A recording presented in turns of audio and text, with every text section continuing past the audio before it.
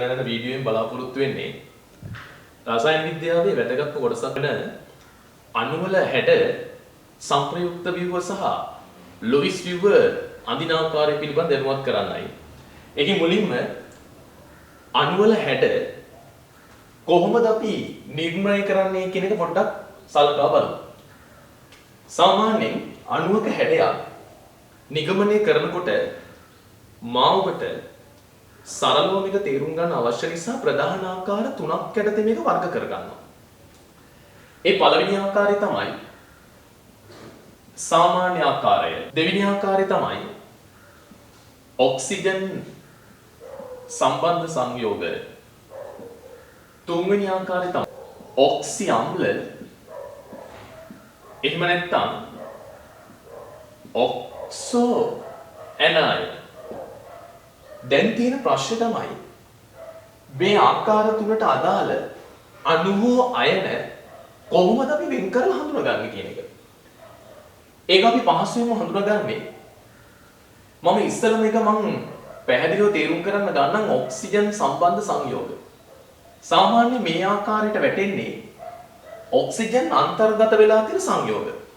මම උදාහරණ කීපයක් ලියමු ඔබට පැහැදිලිව තේරෙයි. කාබන් ඩයොක්සයිඩ් බලමු. සල්ෆර් ඩයොක්සයිඩ්, සල්ෆර් ට්‍රයොක්සයිඩ්, ඒ වගේම නයිට්‍රජන් ඩයොක්සයිඩ්, ඒ වගේම නයිට්‍රික් ඔක්සයිඩ්, POCl3, COCl2 මෙලෙස ඔක්සිජන් අන්තර්ගත සංයෝග මෙන්න මේ ආකාරය යටතේ මම වර්ග කරලා තියෙනවා. තුන්වෙනි ආකාරය විදිහට මම ගත්තේ ඔක්සි අම්ල එහෙම නැත්නම් ඔක්සෝ ඇනයින. කොහොමද අපි ඒක හඳුනගන්නේ? ඔක්සි අම්ලයක් හඳුනගන්නේ ඔක්සිජන් හයිඩ්‍රජන්ට අමතරව වෙන පරමාණුවක් මෙහි අන්තර්ගත වෙලා තියෙනවා. මම උදාහරණ කිහිපයක් කියන්නම්. Nitric HNO3, sulphuric H2SO4, පර්ක්ලෝරික් HClO4, හයිපෝෆොස්ෆරස් අම්ලය H3PO2, H3PO3, ඕතොෆොස්ෆරස් මෙලෙස ඔක්සි අම්ල කියන ගණයට අයත් වෙන්නේ මෙන්න මේ වගේ අණු හෝ අයන. ඕකම තමයි ඔක්සෝ ඇනයින කියලා කියන්නේ. ඒතර ඔක්සෝ ඇනයින සහ ඔක්සි අම්ල කියන දෙකටම අපි එකම ආකාරය තමයි අනුගමනය කරන්නේ. ඔක්සෝ ඇනයින කියන එක අපි හඳුනගන්නේ ඔක්සිජන් අන්තර්ගත ඇනයින. සල්ෆේට්, නයිට්‍රේට්, නයිට්‍රයිට්, ඊළඟට බයිකාබනේට් මෙලෙස ඔක්සිජන් අන්තර්ගත ඇනයින ඔක්සෝ ඇනයින ලෙස අපි හඳුන්වනවා. මෙන්න මේ දෙක හැරුණ විට අපිට ලැබෙන ඉතිරි ප්‍රභේද අපි වෙන් කර ගන්නවා මොන ආකාරයකද? සාමාන්‍ය ආකාරයට. උදාහරණ ගත්තොත් ඇමෝනියා, මෙතේන්, කාබන් ටෙට්‍රාක්ලෝරයිඩ්, කාබන් ඩයිසල්ෆයිඩ්, ඊළඟට ICl2-, SF4, SF6, PCl6 මෙලෙස මේ දෙකටම අන්තර්ගත නොවන ඒවා සියල්ලම අපි සාමාන්‍ය ආකාරයට වර්ග කර ගන්නවා. එතකොට අපිට හරි ලේසියෙන් පුළුවන් අණුවක හැඩය නිර්ණය කරන්න සහ අණුවක හැඩය අඳින්න ටක් ගාලා. එතකොට අපි මේ පිළිබඳව අවබෝධ කරගත්තා නම් මේ ආකාර තුනට අදාළව ඉතා සරල ක්‍රම තුනක් තියෙන්නේ. ආකාරය දැක්ක ගමන් අදාළ ක්‍රමය භාවිතා කරා නම් ඉතා පහසුවෙන් අපිට පුළුවන් මෙන්න මේ ව්‍යුව ඇඳලා ගන්න. එහෙනම් අපි ඉස්සෙල්ලාම බලන්න ඕනේ සාමාන්‍ය අපෝහණයෙන් කොහොමද හැඩයක් නිර්ණය කරන්නේ කියලා. එහෙනම් අපි ඒක පොඩ්ඩක් කතා කරලා ඉමු. සාමාන්‍ය ආකාරයට හැඩයක් නිර්ණය කරනකොට අපිට දැනගත යුතු ප්‍රධාන කාරණා කීපයක් තියෙනවා. ඒ පළවෙනි එක තමයි මොනවද මේ විකර්ෂණ ඒකක කියන්නේ?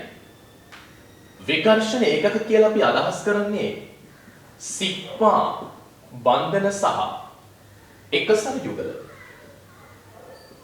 සිග්මා බන්ධන සහ එකසර යුගල කියන දෙකේ එකතුවට කියනවා අපි විකර්ෂණ ඒකක කියලා. ඒ වගේම අපි දැනගන්න ඕන වැදගත් ඊළඟ කාරණාව තමයි සාමාන්‍ය අපෝහණයෙන් අණුවක හැඩය නිර්ණය කරනකොට මෙන්න මේ පහත වගුව අපි මතක තියාගෙන ඉන්න ඕන. හැබැයි මේ වගුව භාවිතා කරන්න පුළුවන් විකර්ෂණ ඒකක 4ක් දක්වා පමණයි. විකර්ෂණ ඒකක 4ක් දක්වා පමණයි.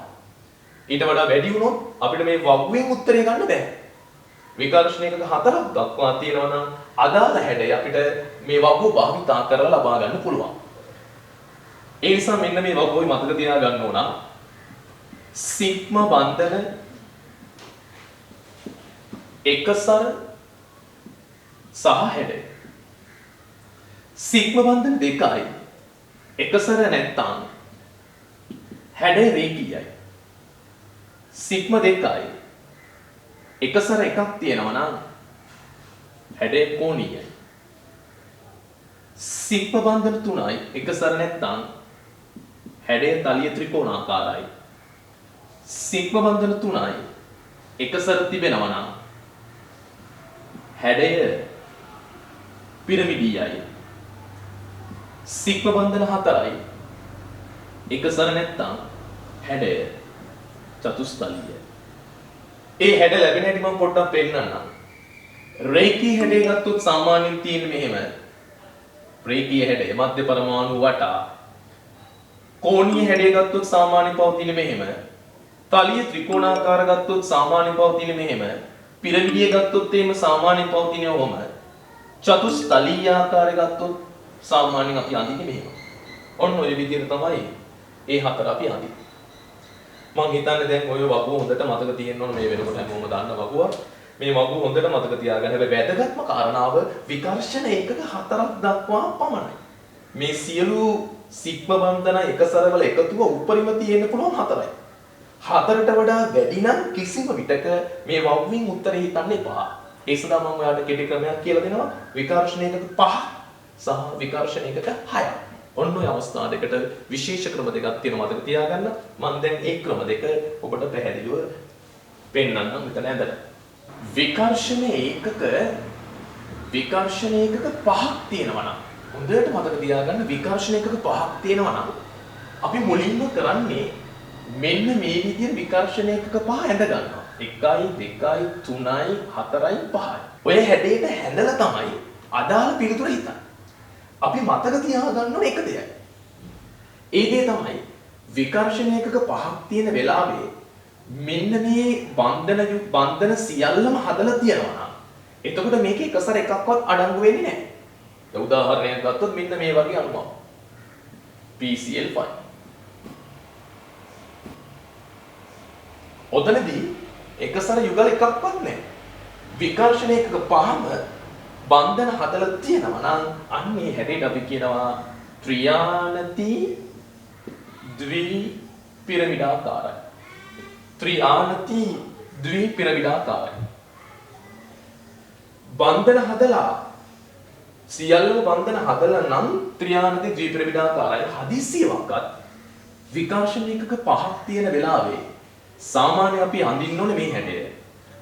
5ක් තියෙන වෙලාවේ හදිසියවක්වත් එකක් එකසර විදියට තිබුණොත් 4ක් බන්ධන හදලා ඒ එකසර දාන්නේ හැමතිස්සෙම තනි වෙච්ච එක්කෙනාට. එකසර විගල් එකක් නම් තනි වෙච්ච එක්කෙනාට දාන්න ඕන. ඒතොර තනි වෙච්ච එක්කෙනාට දැම්මම අපිට ඉබේටම ලස්සනට හැඩයක් එනවා සීසෝ කියලා.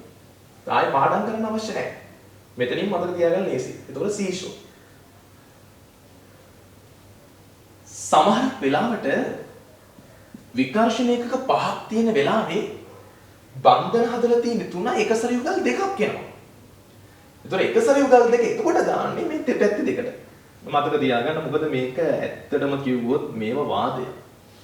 මේ පිළිබඳ ගොඩාක් කාරණා කියන්න ගියොත් ලොකු වෙලාවක් යනවා. ඇත්තටම මේක වාදයක් නිසා අපිට ඕන විදිහට මේක උත්තර ගන්න බෑ.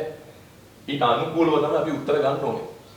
ඒතොර විකර්ෂණ ඒකක දෙකක් විකර්ෂණ ඒකක 5ක් තියෙන වෙලාවේ බන්ධන හදලා තියෙන 3යි එකසර දෙකක් නම් ඒ එකසර දෙක දාන්නේ දෙපැත්ත දෙකට. එහෙම දාපු ගමන් ලස්සනට අපිට එන හැඩේ T හැඩේ කියලා. ඕකින් අපිට තව අහන්න පුළුවන් එක ආකාරයක් තියෙන්නේ. ඒ තමයි විකර්ෂණ ඒකක 5ක් තියෙන වෙලාවේ බන්ධන හදලා තියෙන දෙකයි. හැබැයි එකසර තුනක් තියෙනවා. එකසර යුගල් තුනක් තිබුණොත් දාන්නේ වටේ තුනට මතක තියාගන්න වටේ තුනට දාන්න. ඒතර වටේ තුනට එකසර යුගල් තුන දැම්මම ඉතා පැහැදිලි 90 හැඩේ හෝ අයනේ හැඩේ ලැබෙන රේඛීය ස්වභාවයක්. ඉතින් මේව වෙනම පාඩම් කරන්න එපා. වෙනම පාඩම් කරන්න සමහරක් ළමයි පාඩම් කරනවා විකර්ෂණ ඒකක 1යි සිග්මා බන්ධන 4යි විකර්ෂණ ඒකක 2යි සිග්මා බන්ධන 3යි. එහෙම පාඩම් කරන්න අවශ්‍ය නැහැ. අර chart එක ඉස්සෙල්ලා මතක තියාගන්න. ඒක විකර්ෂණ ඒකක 4ක් දක්වා පවණයි. විකර්ෂණ ඒකක 4ට වඩා වැඩි නම් ඒ chart එකෙන් උත්තරේ හිතන්නේ නැහැ. 5ක් આવොත් මෙහෙම ඇඳලා අදාළ වෙලාවට අදාළ එකසර යුගල් ටික දාලා හැඩේ තීරණය කරන්න ලැබෙන්න පුළුවන් ආකාර තුනයි. මෙහෙම දෙකක් තියෙන අවස්ථාව එකසර තුනක් තියෙන අවස්ථාව. අන්තිම එක බලන්න ඕනේ විකර්ෂණ එකක 6ක් තියෙනකොට කොහොමද හැඩේ ගන්නෙ කියලා.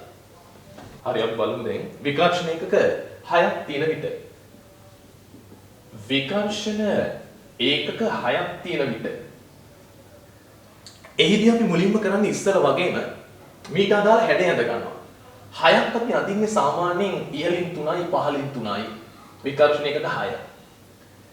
ওই විකර්ෂණ එකක 6ක් තියෙන වෙලාවේ එකසර එකක්වත් නැත්තම් ඒ කියන්නේ සියල්ලම බන්ධන හදලා තියෙනවා නම් අන්න ඒ අවස්ථාවේ අපි හැඩයට කියනවා අෂ්ටතලීයයි.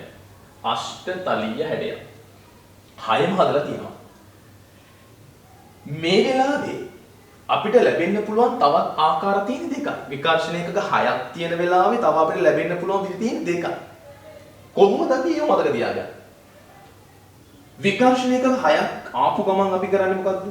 ඉස්සෙල්ලාම හැඩය අඳිනවා. හදිස්සියක්වත් එකක් එකසර යුගලයක් විදිහට තියෙනවා නම් ඒක අපි දාන්නේ උඩට හෝ යටට. උඩට හෝ යටට. අපි යටින් දැම්ම කියලා හිතමු. ඒතර ඇත්තටම මේ ඉතුරු ටිකේ කෙලවර ටික යා කරාම අපිට ලැබෙනවා පතුල සමචතුරස්‍රයක් වන පිරමිඩයක්. පතුල සමචතුරස්‍රයක් වන පිරමිඩයක්. එතකොට හැඩය මොකද්ද? සමචතුරස්‍රාකාර පිරමිඩියයි. ඒ විකර්ෂණ ඒකක 6ක් තියෙන වෙලාවේ එකසර යුගල් එකක් තිබ්බොත් තව ලැබෙන්න පුළුවන් විකර්ෂණ ඒකක 6ක් තියෙනකොට එකසර යුගල් දෙකක්. එතකොට අපි කරන්නේ අර විදිහටම උඩින් 3යි යටින් 3යි අද ගන්නවා. විකර්ෂණ ඒකක 6ක් දින වෙලාව එකසර යුගල් දෙකක් නම් උඩටයි යටටයි විතරයි දාන්නේ වෙනේවට දාන්නේ. මොකද මේක වාදය. ඒ නිසා ඒකට අදාළ හැඩයන් ගන්නකොට අපිට ඕන දේ කරන්න බෑ. ඊට පස්සේ මේ කෙලවර ටික යා කරොත් අපිට ලැබෙනවා කෙලින්ම තලීය සමචතුරස්‍රාකාර ස්වභාවය. තලීය සමචතුරස්‍රාකාර ස්වභාවය. ඔන්න ඔය වගුව සහ මෙන්න මේ විකර්ෂණ එකක 5 සහ 6 කියන අවස්ථා දෙක මතක තියාගත්තට පස්සේ සාමාන්‍ය අපෝහණයට අපිට පුළුවන් හැඩයක් නිර්ණය කරන්න. එහෙනම් හැඩේ නිර්ණය කරන විදිය මම දැන් කියලා දෙන්නම්. මෙතනින් පස්සේ අපිට ටක්ටක් ගාලා අදාළ හැඩයන් ඉතා පහසුවෙන් ලබා ගන්න පුළුවන්. ඒකදී මතකද දැන් මම කිව්ව ඔයගොල්ලන්ට කාරණා තුනක් කිව්වා. මෙතනින් පස්සේ ලැබෙන සියලුම හැඩයන් නිගමනය කරනකොට ඒ ප්‍රධාන ආකාර තුනකට වෙන් කර අපේ පහසුවට සාමාන්‍ය ආකාරය ඔක්සිජන් සම්බන්ධ සංයෝග ඔක්සෝ ඇනයින කියලා. දැන් ඔක්සිජන් සම්බන්ධ සංයෝග හඳුන ගන්න පුළුවන්. ඔක්සිජන් ගෑවිලා තියෙනවා නම් ඒක ඔක්සිජන් සම්බන්ධ සංයෝගයක්.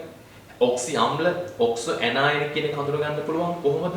ඔක්සිජන් හයිඩ්‍රජන්ට අමතරව වෙන පරමාණුවක් සම්බන්ධ වෙලා තියෙනවා නම් ඒක ඔක්සි අම්ල. ඔක්සිජන් සම්බන්ධ ඇනයින ඔක්සෝ ඇනයින ඒ හැරෙන්න ඉතුරු සියල්ලම සාමාන්‍ය අපෝහණ. ඒතොර දැන් අණුවක් හෝ අයනයක් දුන්නේ ගමන් ඔය ආකාර තුනෙන් මොන ආකාරයකටද වැටෙන්නේ කියලා අපි තේරුම් ගන්න ඕන. ඒ ආකාරයට අණුව අදාළ ක්‍රමයේ අනුගමනය කරා නම් ඉතාම පහසුවෙන් අදින්න පුළුවන්. හැබැයි එක දෙයක් මතක තියාගන්න.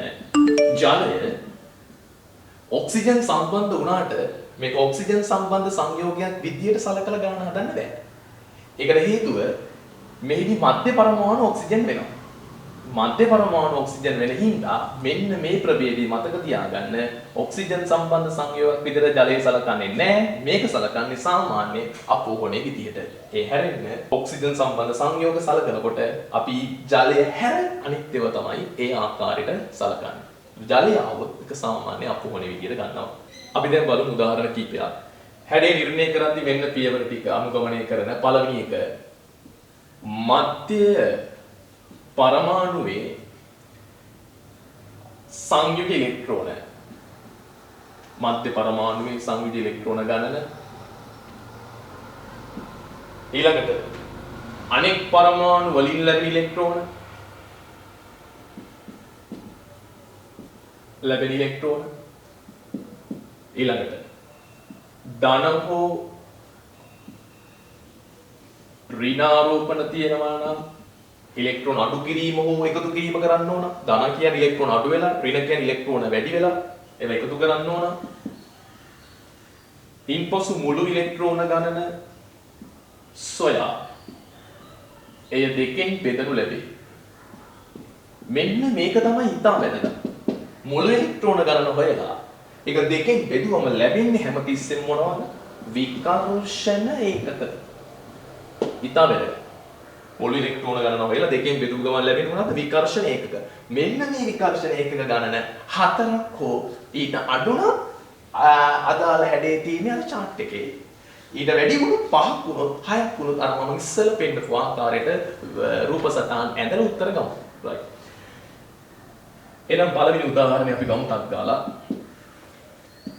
මෙතෙන් සාමාන්‍ය අපෝණය මධ්‍ය පරමාණුව කාබන්. කොහොමද මධ්‍ය පරමාණු හඳුනගන්නේ?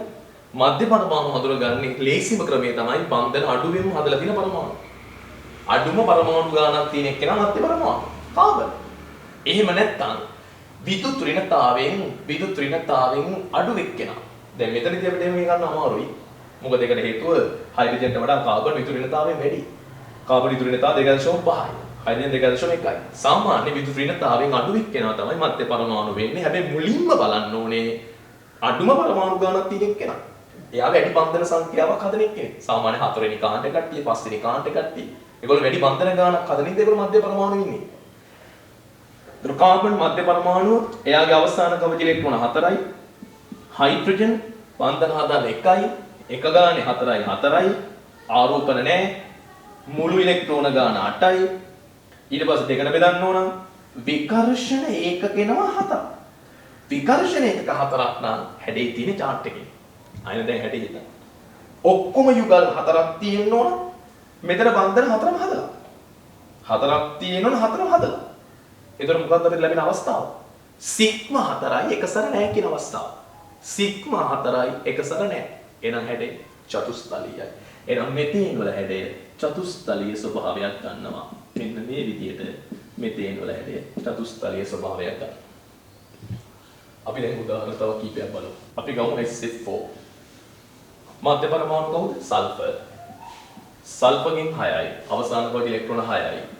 ෆ්ලෝරින්ගෙන් එක ගානේ 4යි. ආරෝපණයක් නැහැ. එම නිසා මුළු ඉලෙක්ට්‍රෝන ගාන කීයද? 10යි. දෙකට බෙදුවම විකර්ෂණ ඒකක 5යි. අන්න විකර්ෂණ ඒකක ගාන 5යි. එන හැඩේ chart එකේ නැහැ. 5 ආපු ගමන් 5 අඳින්නේ මෙහෙම 1 2 3 4 5 කියලා. ඔන්න 5 එන්නා. හැබැයි මේ වෙලාවේ දීලා තියෙන ප්‍රභේදය බලන්න. බන්ධන තියෙන 4යි. ඒ කියන්නේ එකක් එකසර තියෙනවා. එකක් එකසර නම් මතකනේ මම කිව්වා තනි වෙච්ච එකට තමයි එක දාන්නේ. එහෙම දාපුවම ලස්සනට එනවා 90 හැඩය සීසෝ. 90 හැඩය සීසෝ.